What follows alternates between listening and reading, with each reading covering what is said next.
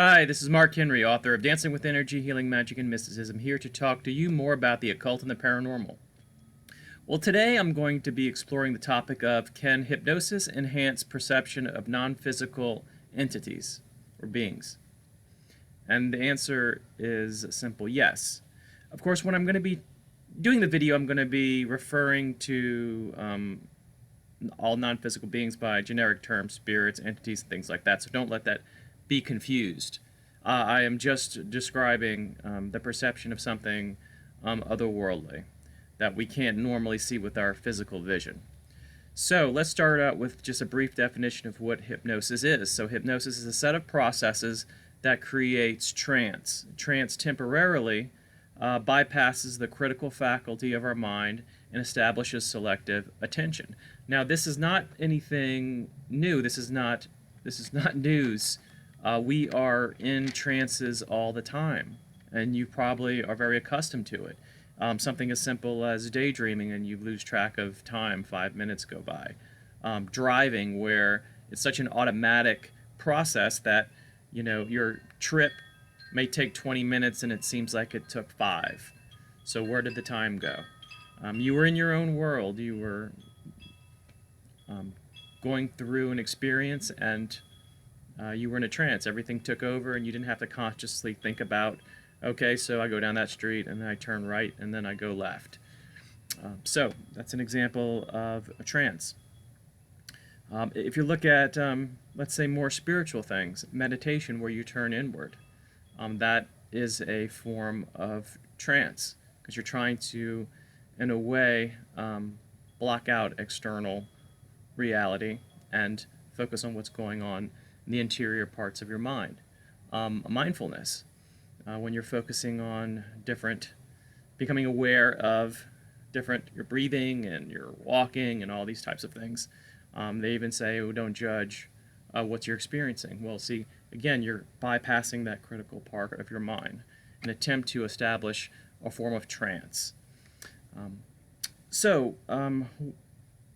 How this kind of works is, before I get to that, so we naturally go into trances, but we don't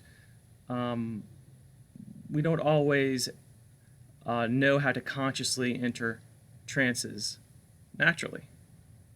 It is something that we kind of can learn how to do, how to get trained to do. One way to do this whole thing consciously would be if you wanted to visit a hypnotist or hypnotherapist to work on something or to gain an ability, you could do that. But for our purposes here, with this particular topic, self-hypnosis would work just fine. If you feel like that you need a hypnotist, sure, seek somebody out in the community who has experience with this sort of thing. But just to let you know, with a little bit of effort and determination, you can certainly enhance your psychic perception with self-hypnosis. Now, what does this involve? Well, one, to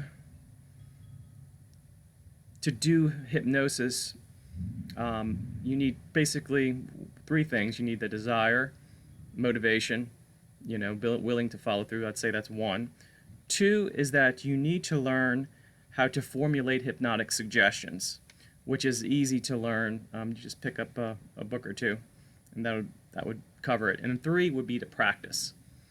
Practice writing them out, and then when you have the suggestions in the way that you like, following the processes of hypnosis, the induction, the deepening, the suggestions, and the awakening. When you have all of that with the suggestions, what you do to make it easy for yourself is just record it. That way you don't have to sit by yourself, close your eyes, go through the whole thing time after time. It's much easier to record it and then listen to it at your leisure. You can listen to it the beginning, maybe every day, and then after a couple weeks, maybe once every other day, and then so on. The thing about hypnotic suggestions is that they're temporary but cumulative. So if you do it for one day and you don't do it anymore, it won't have that much of an effect. But if, like I said, if you do it every day for a period of time, it'll start to become cumulative, and you'll start to see what you want to see as far as your abilities. So what would be, how would you use hypnosis to improve your perception of non-physical entities?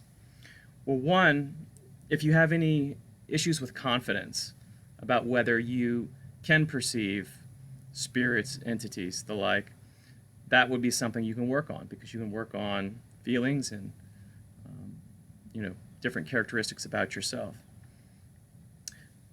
Another thing you can do would be I guess the way to describe it would be that you are in a trance when you go and you consciously perceive spirits. You ever been to a medium? Have you ever been to a psychic? A lot of times they will close their eyes, they will turn inward, they will get into a specific state, which is a trance, to fully facilitate that type of communication if it's going to take place. And now I'm not saying that you can't perceive spirits when you're not in a trance, because you could be walking down the street and all of a sudden something hits you, right? Something strikes you as far as a song in your head or an insight. So I'm not saying that.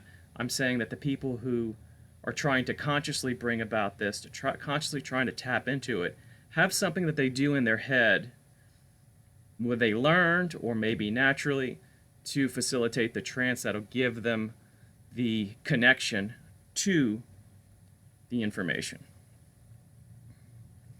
So another way that this can work out is that you can program your subconscious mind, normally called your other than conscious mind nowadays, to improve reception and the subtle signals, and gather the ability to get more discerning of spirit contact. That's a good thing to work on.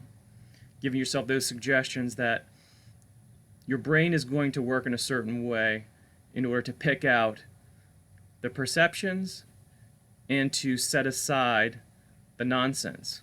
So what's the nonsense I'm talking about? The nonsense would be the ego